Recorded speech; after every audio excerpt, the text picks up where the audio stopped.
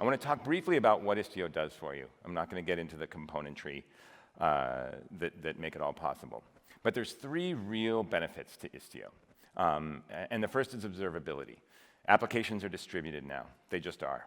Even if you're just running your application in a single Kubernetes cluster, in all likelihood, to get more out of your developers, to be more productive, you've gone to a microservices architecture, and there's communication between your application, between the services in your application. When there's communication between services and application, it means that you need to understand that communication in order to understand your application, in order to understand why it's performing the way it's performing, in order to make sure that the traffic is going where you need it to. So Istio offers ways to gather telemetry, to gather logs, and to gather traces from every component of your application, every service, so that you can understand it.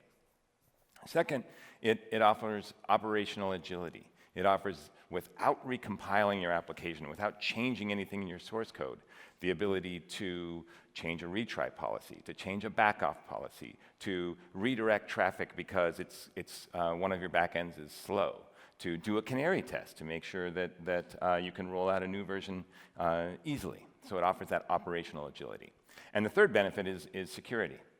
The ability to encrypt all of your traffic in transit, and the ability to use policy to control which services can communicate with other services.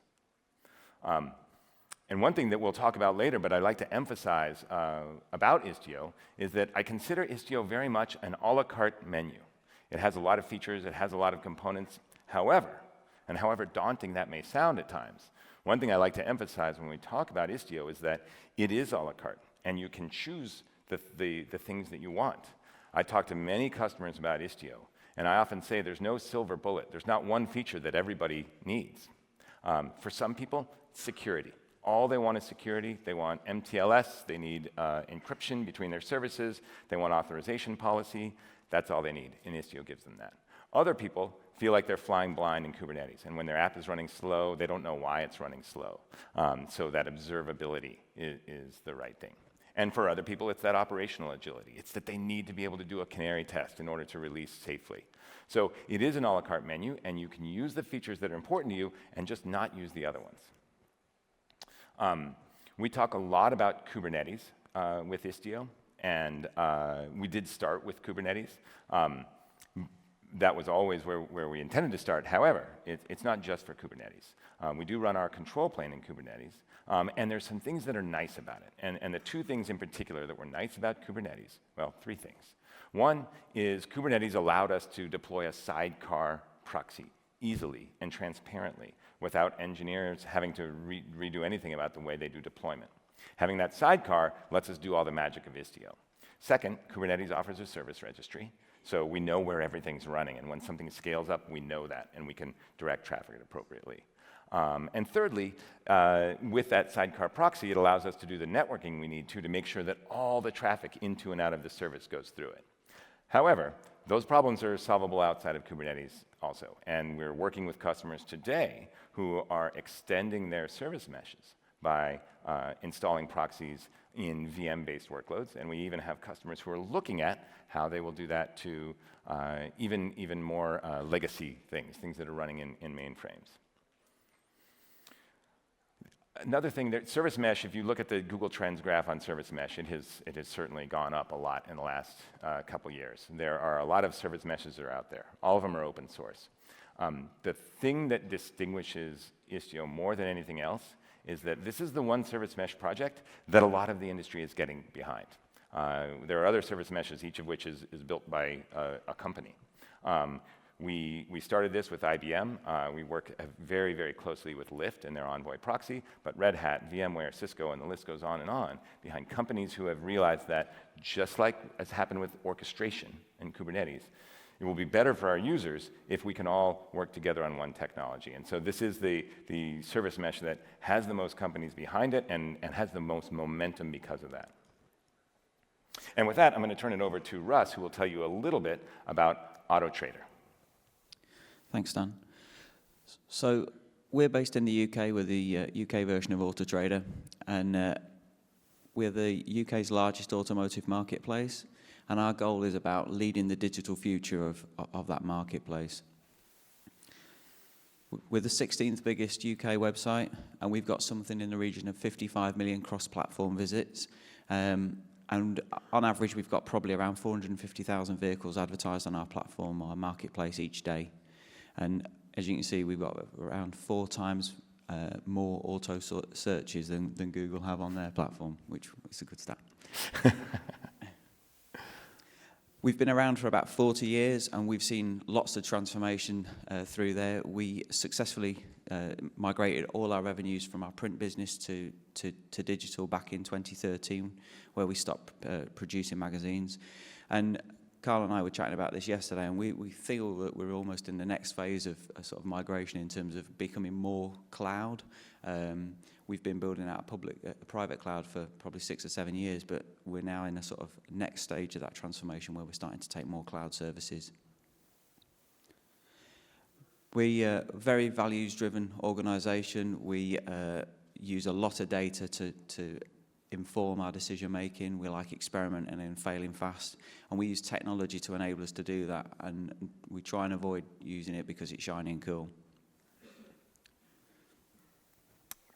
And one thing I will say is that the transformation that's happened in our industries over the last, decade and a half, as industry after industry has been changed by technology. We've seen very large companies get put out of business. What's interesting about AutoTrader, and gives you a little insight into how they view innovation, is that they didn't get put out of business by someone coming in and taking your market digitally. They realized what was happening, and with a very innovation embracing culture, have established themselves as they were a leader then, and they're a leader now. So I say this to say they're fostering a culture of innovation, and it's really paying off. In fact, you might say it's kept you in business, right? So let's talk about where you were a year or so ago before you started investigating Istio, and what the situation was like, and why you got led into this. So first, let's just talk practically. How big is your team? How many developers do you have? And how many services do you have? Okay, so great questions. The number of services that we have, like I'm sure a lot of your organizations, is constantly in flux. We have new ones coming online every day and going away, but at any given point in time, it floats between about 350 and 400 services. It's a very microservice architecture, so if you think about our main website, is probably the easiest way to visualize this path. If you go and search for a car on that, you might hit 7, 8, maybe 9 different services in the back end, so we have a whole mesh of things pieced together. In terms of actual infrastructure, because I know there'll be a few of you in here who are interested in that, we have 2 big physical data centers based over in Manchester in the UK.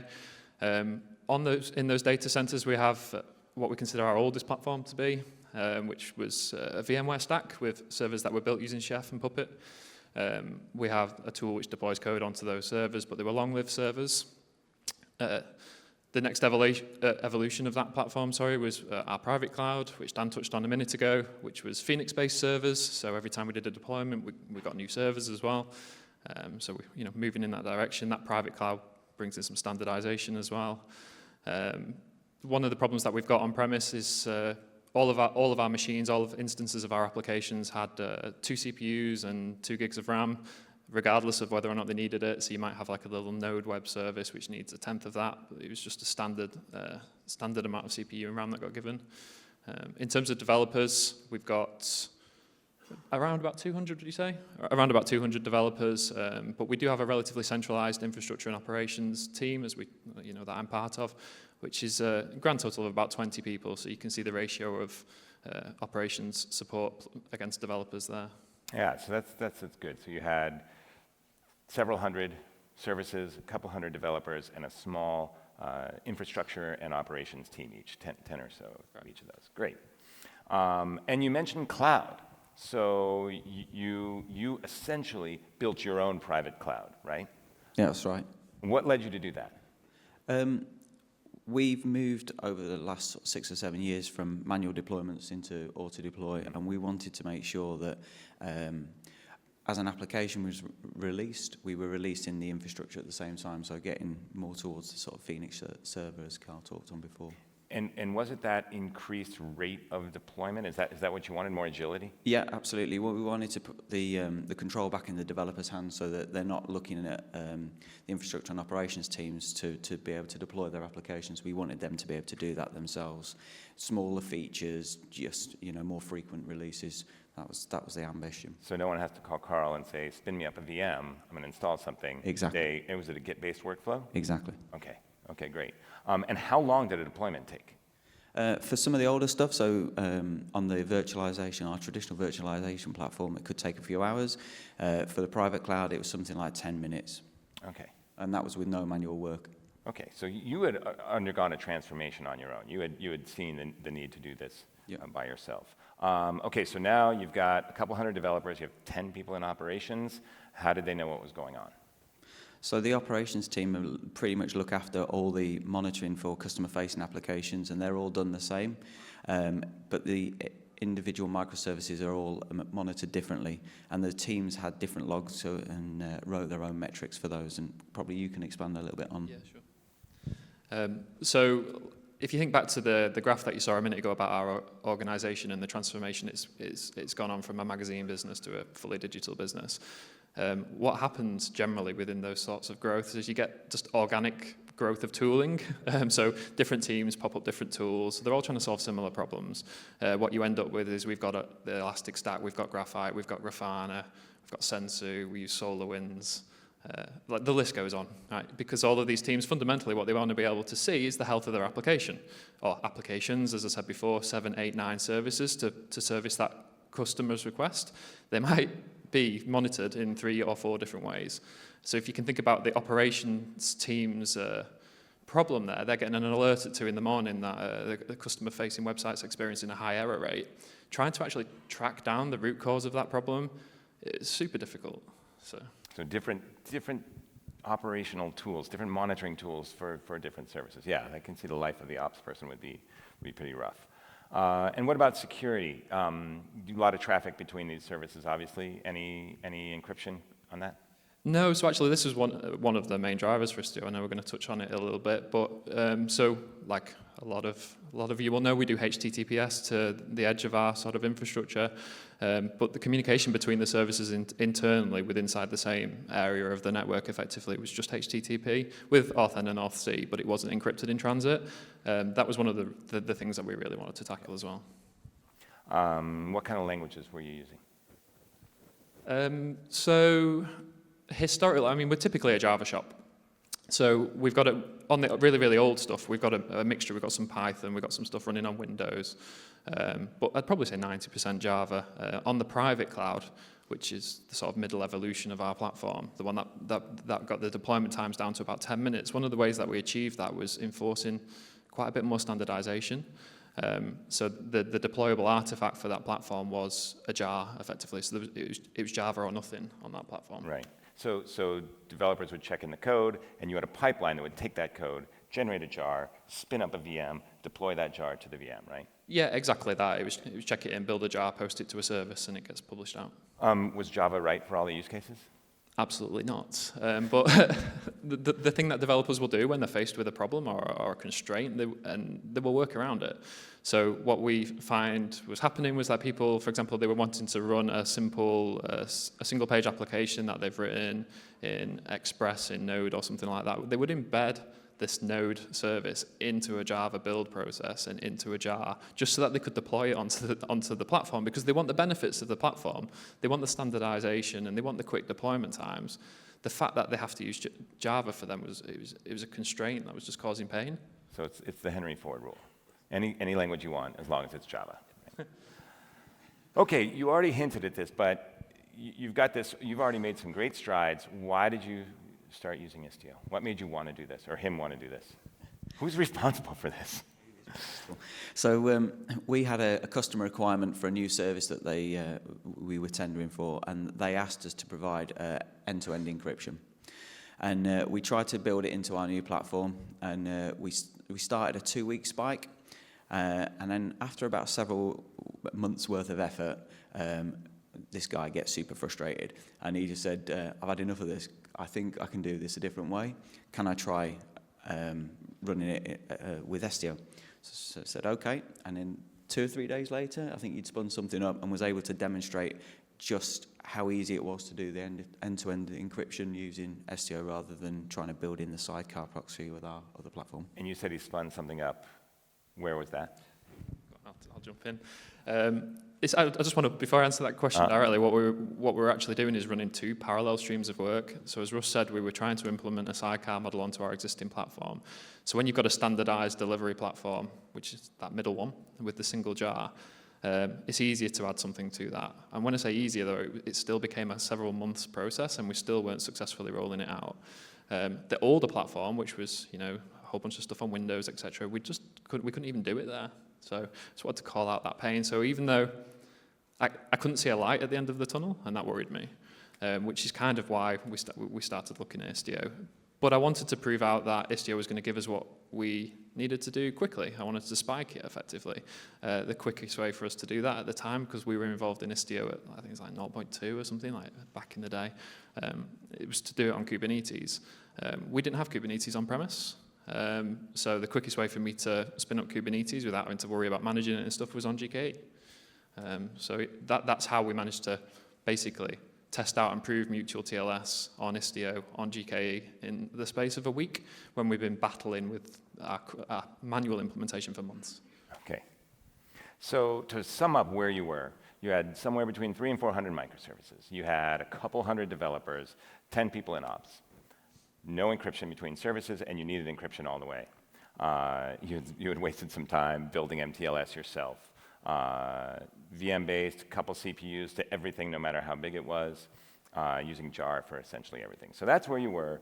You did a POC on Istio. You found out this can solve your problem. And what's interesting here is that what you needed was MTLS. Implementing Istio on Kubernetes was just the fastest way to get that to happen. And the fastest way to get Kubernetes to happen was to use GKE, right? Absolutely. Okay, so let's talk about now, you proved that it happened. Let's talk about the decisions you made. From that point, you call them up and you say, Russ, I have good news. I can get this to work, and I can get it to work fast. You had to make some decisions. Which features out of Istio did you need? So the Istio implementation was driven out of the requirement for MTLS, as we've already said. So that was the first thing we wanted to prove out, which we did very easily. It was a case of turning it on. We didn't have to think about it. However, what we were also doing, because we were running on GKE and we were going to public cloud, we were bundling in, not just deploying Istio, but effectively a private cloud to public cloud migration, that's a lot of change. As I mentioned earlier on, we didn't have a great amount of insight into applications from an observability perspective on the current stack, and we had a whole bunch of different tools. So if we're moving things from on-premise to public cloud and we're implementing Istio and we're sticking it into containers, like how do we know it's even working? So that was where the uniform observability started to pull in as well. It was like, we need to be able to observe these applications and these collection of services, and we decided to have a multi-cloud model as well. So some stuff on-premise, some stuff in Google, we've got stuff in Amazon, we're all over the place. We needed a consistent view to know that as we move these things, we don't break them. So they were the 2 real features for us. And the advanced networking wasn't a driver. And in fact, I don't think you've implemented anything really. We're not really using it, no. It's there in the back of our minds as a feature that we might do one day, but it's a great example of where we just didn't need to right now. That's great, it's fine. And so you moved to containers. You said something earlier, the jar was your unit of deployment. What's your unit of deployment now? A container. So as I've touched on already, people were working around the single jar problem by just embedding stuff in really crazy ways. We wanted to remove that constraint, so the deployable artifact on the latest version of our platform. When I say our platform, by the way, just so everyone's clear, I mean we've built a platform as a service, like a Heroku-style model on top of GKE and Istio and the public cloud providers, etc., to give that developer that standard interface where they can do deployments really easily. So yeah, our deployable artifact is now a container, which is great because it means we can suddenly, these Java apps that are just running single-page Express servers can just be Express now. Right. But we monitor them black box in exactly the same way. Right. And of course, kind of implicit, as you said, you're still running a cloud. It felt like a cloud before because the developers didn't touch infrastructure. But now, it's GKE. Any notes on running Kubernetes? Did you really think about installing and running Kubernetes on-prem, or was GKE an obvious choice? So we tried to run other things on-prem and failed, and decided that we'd use cloud services instead. So we had a very brief conversation. I think it lasted about 10 minutes, and we decided that we should just use Google. Okay. It just made absolute sense to do it. So, for example, you met, you would run Hadoop clusters, right? We tried to. Do you still do that, or do you not? No. Okay. So you've realized that some of these services, it's just easier to have someone else run it for you. Absolutely. And Kubernetes fell in that bucket. Yeah, we don't want to manage the complexity of upgrades and sorting all those. That level just doesn't give any benefit to us as an organisation. So we'd rather take it as a managed service. So you're the engineer. You say this is going to happen. You're the head of infrastructure. You say, I believe you. Do you have to tell anyone above you? Say, hey, by the way, as part of solving this problem for the customer, we're going to start running things in the cloud? So our strategy has been to be cloud native, and we've not defined whether it would be private or public. And when we started demonstrating some of the features and the benefits that we got from using GKE, it was really, really easy to sort of justify the decision as to why we would do that. So there wasn't really a lot of conversation. I think people just understood the benefits and saw that it was the right thing to do. So when I hear people talk about adopting this, one of the people are concerned a lot with friction. You have 200 developers. Kubernetes, and you factor in Istio on top of that, we're talking about a lot of YAML, a lot of CRDs. How much YAML do your developers have to deal with? This is a really interesting question, because it was one of the bigger, it could have been one of the bigger pain points for implementing Kubernetes and Istio, etc. For one service to get deployed onto our platform, as I described it before, there's about 20 different YAML files that get generated. So you've got all of your Kubernetes service manifest deployments, then you've got all your Istio components, you've got virtual services, destination rules, sidecars. We automate DNS and TLS as well, so you've got certificate requests, ingress configuration. So there's just tons and tons of them.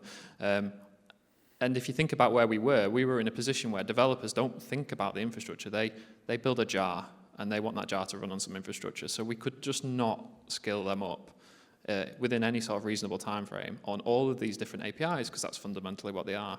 And some of those APIs were under very rapid change. Like I said earlier on, we were involved in Istio very, very early doors. So we didn't want to push that onto the teams. So the answer is a lot of YAML. But your developers aren't writing that YAML, right? Correct. So the approach that we've gone down, and I've been chatting to a few other companies who are doing this at the moment, we've abstracted them from that concern. They just provide us with a single YAML file, which has some key aspects about their application. So it's like minimum amount of instances that they should run, the name of the image that we should be running, some information about their health checks. It exposes like affinities if they want to run near other applications, bit of metadata about their service, because we have like a service catalog and stuff, and firewall policies. So what do you talk to, and what is going to talk to you, and what do you talk to, and from that, behind the scenes, the platform that infrastructure and operations are responsible for generates and manages all that other YAML, and that's worked really well for us. So they interface with this system through the CI/CD pipeline, yeah. And they have one config file. You generate all the right Kubernetes and Istio files. I think that's a really important point. So you had 350 services. Did you do this one day? Did you just throw them all in? How was the progression? Yeah, just overnight. Do you want to take this one? Yeah. So we've started cherry picking some of the services. So the things that were already on our private cloud, they'd been built to be cloud native. So we've moved some of those applications across, and that gave people the confidence that it was going to work. And then in parallel with that, we started moving some of the applications, or trying to move some of the applications that historically proved difficult because they didn't conform to the single jar. So we started working on those in parallel to try and overcome any of the problems that we might face. So you cherry picked some easy ones, but you cherry picked some thorny ones too. Yeah. Okay, that's a good strategy. Just to add something to that one, actually, if you don't mind. So just to give you an idea about some of the more gnarly stuff, we've got we've got some containers now that are running .NET Core, so we had some Windows-based applications before. So we take that and use one of those difficult applications to drive out capabilities that we wanted to deliver on the platform and that we wanted to expose from Istio. So it was a really iterative approach that difficult applications were driving the features, rather than just trying to build all the features up front and then release a platform. So the process was essentially you did a POC, you built out some infra, you did an initial rollout, and this became an iterative thing. Then you rolled out to a class of applications. You found one that wouldn't fit, you would add capabilities. I see. So the implementation as it went, to sum up the implementation, you didn't train your developers on Istio and Kubernetes. You trained your infrastructure and ops team, right? These people do it, your infrastructure team. You had to build a CI/CD pipeline that deployed to GKE. Your ops team now is trained on, but I don't think we had a slide on it, but your new monitoring infrastructure, right? Yeah, so if you think of like the way that our ops team work is they generally respond to those their first line support in a lot of ways. So it's like an application is misbehaving or a customer's got an impacting scenario. So the symptoms that they see on all of these platforms are the same. You know, it's a customer impacting event. But what we needed to train them up in is, well, how do I debug that in a container world where I might have a multi-tenant host? So we ended up building tooling. I think one of them's called Monkey which just runs on our clusters and generally just misbehaves and triggers alerts, and the ops teams pick those things up and they just get practiced at an application is misbehaving. How do I look at its logs? Because it's different. It's like, how do I get onto the box, which is the most common question. And I was like, well, there isn't a box per se. So you got to think about those sorts of things. Are you running Prometheus? Yes, so we, I can't remember if we had a slide on standardized. I can't remember if, do we have a slide on that? Well, we can talk about it. Okay. If we do, we'll skip past. Well, so first, we'll make sure we get to it. How far along are you? What did you check this morning? 184 applications live out of 350, and we really only started ramping this up about 6 months ago. So 6 to 9 months, something like that. So we're well on the way. So you're about halfway. I'm doing my math, it's rough, but you're about halfway there. And how much traffic is going to those Kubernetes-based services? When you asked me this question the other day, because obviously we did a little bit of prep, it's a great question because I couldn't answer it on the old platform, and this is the observability aspect. It's like if you came to me and said, Carl, how much HTTP traffic have we done on our private cloud in the last 24 hours? I'd go, not sure. I could probably go and aggregate all of the logs from all of the applications running there and come up with some value, but it'd take me ages. But I think I answered this question for you by looking at the Istio statistics in about 10 seconds. So in the last 24 hours, we've done about 18 million HTTP requests.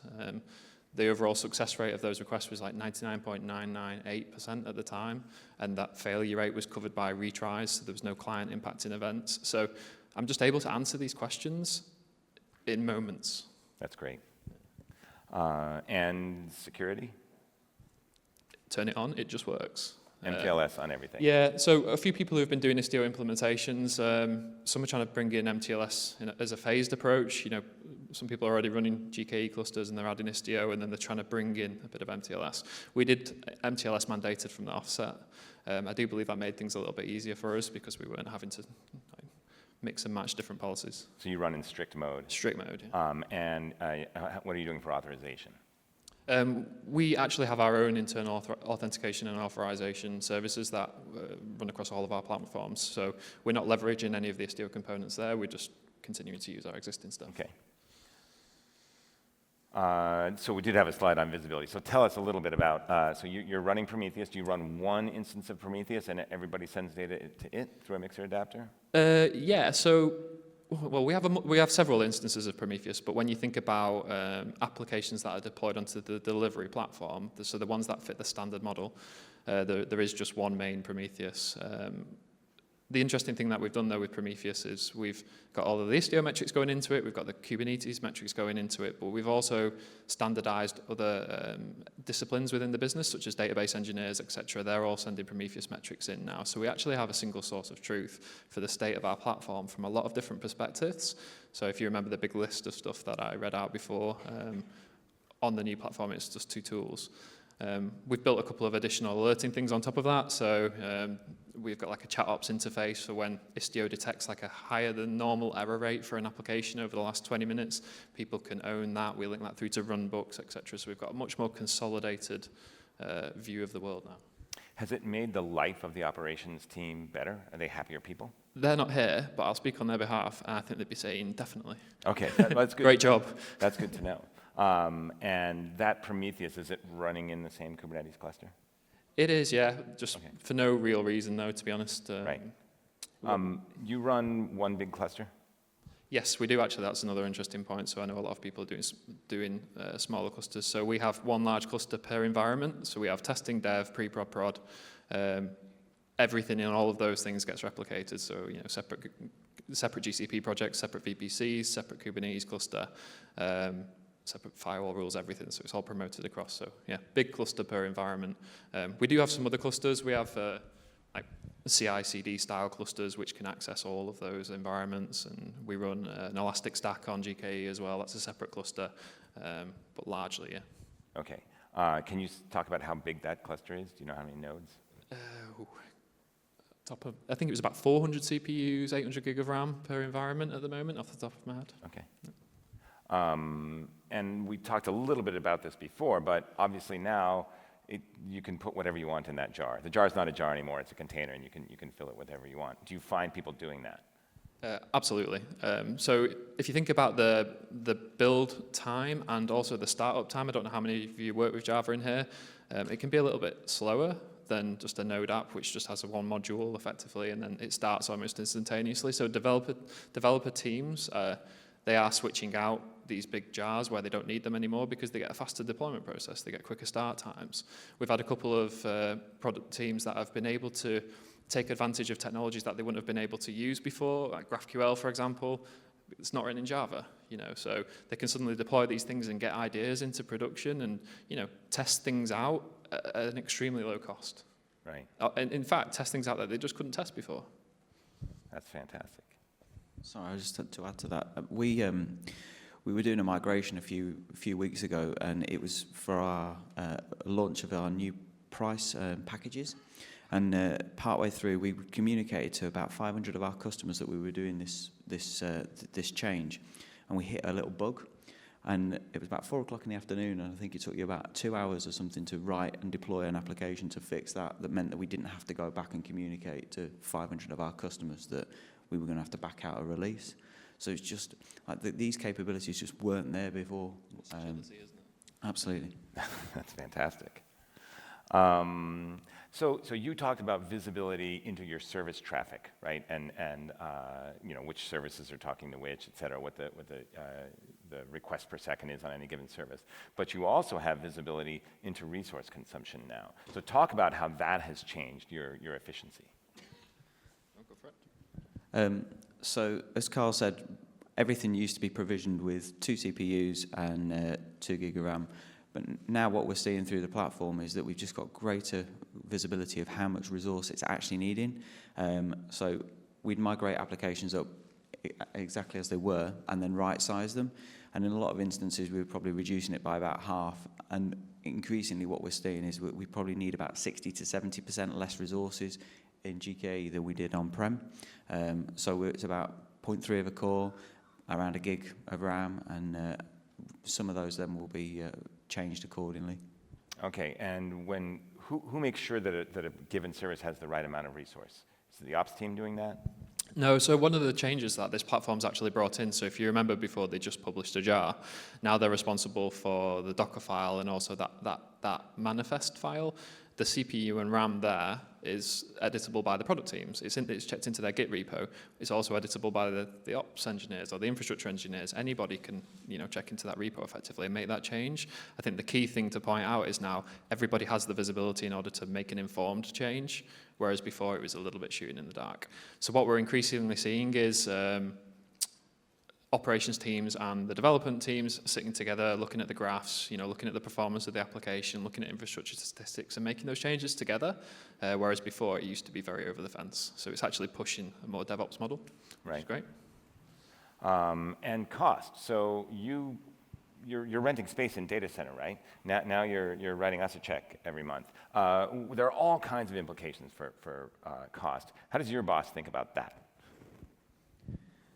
I guess ultimately what they're looking for is some confidence that we've got a plan to move out of our data centers, consolidate our workloads in the cloud. And we're being quite aggressive in that migration. So we have an ambition to do it in 18 months, and then once we've done that, we'll start looking to reduce our footprint on physical data centers. So you'll start renting less space, yes, as you can. What's interesting here is that driver was not your reason for doing this, right? Your cost was not your driver for doing this. Your reason for doing this was MTLS ultimately. Absolutely. In the end, do you think that because of the reduction in footprint, is it going to be cheaper? I'm not making any commitments on okay. Okay, so that's interesting. But the innovation is good, right?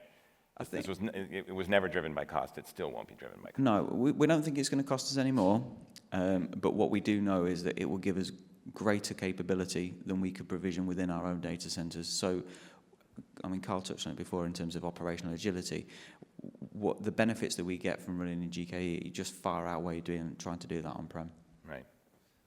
I think there's an interesting point there as well, and it's if we had like-for-like infrastructure, like the same number of applications and stuff, probably would, but because of the new capabilities that we've got, we're building more apps.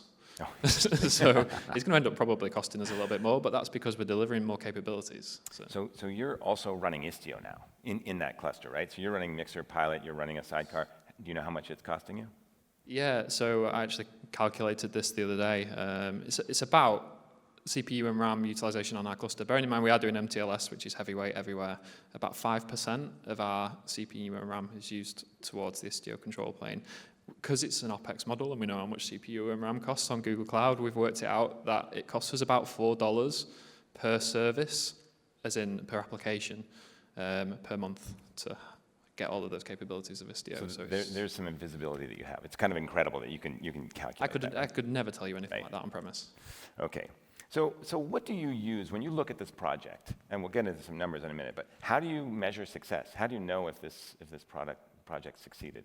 It's not reduced cost. Obviously MTLS, there's one thing, but how else? Are there any metrics you would use? So the frequency of deployments is a big thing for us, making sure that our development teams can release more frequently and more safely, so not having customer impact is absolutely like the measures of success for us. Frequency of deployment and the success of those deployments. Yeah. Conveniently, Russ provided me with some data that we've thrown up here now. You track the number of deployments that you do. Yeah, so we've been tracking this, as you can see, back to 2011, I think it is. So, and this shows the journey that we've been on from manual deployment through to auto deploy, and now as we've started moving onto the new platform. So you can see the Carl effect there in there. The Carl effect. Yeah. No, it is. I mean, this is an almost unbelievable graph. But I saw the numbers myself. So the rate at which your developers can get code into production and get a new feature out has increased dramatically. Yeah, and this year we're predicting, this coming financial year, we run from April to March, we're predicting that number's going to hit 30,000. So doubling again after quadrupling in the last couple of years. How many of those are failing?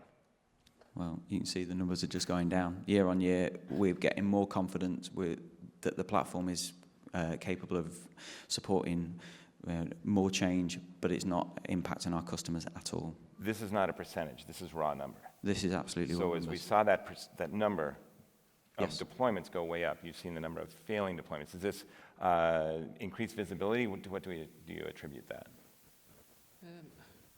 So I actually think the main driver behind this is because it's so quick to deploy now. I mean, literally you can go from a change into production in a couple of minutes. People are just releasing more frequently and doing smaller changes. Whereas before, if it takes, say, 2-3 hours to do a release, they'll just bundle up more. And then those things go wrong more, right. Basically. So when we look on this on a percentage basis, we've gone from 4 out of every 100 deployments having a problem to 2 out of every 1,000 deployments having a problem. It's an impressive thing that you've done. So the status today, you're halfway through. You've got about half your services running, all of them with secure traffic. You've reduced the footprint for most of them. Obviously, you're deploying a lot very successfully. And you had to roll out we gave you a new feature recently in 1.1. You had to roll that out. How long did that take? So in order to get that feature out, we had to redeploy every application, and I think it took 2 of our engineers to implement the feature and roll out every app about 3 hours. So they changed their CI/CD pipeline. Yes, we actually changed the platform, because the platform is deployed in the same way as actually all of the applications. So change the platform, implement the new Istio feature behind that abstraction, roll out the applications in order to pull in that new feature. Yeah, it's very quick. Yeah. So if you want to get started with Istio, obviously it's an open source project. You can go to istio.io. You can install it yourself. On GKE, we do have an automated installer, which will take open source Istio and plop that right onto your, that's my animation right there, plop that onto your GKE cluster. You can choose whether or not you want MTLS. It will automatically send your metrics to Stackdriver. You can plug in your own mixer adapters as well. It's a great way to get started. We do have people, a lot of people who are using it now. We not only do the installation, but we will do upgrades for you as well. So when a new GKE version comes out, if there's a new version of Istio, we will automatically upgrade that for you too. It's not necessarily for every production deployment. It does constrain which features of Istio you can change. If you need more flexibility than it gives you, it's not hard to install Istio yourself, as you learned.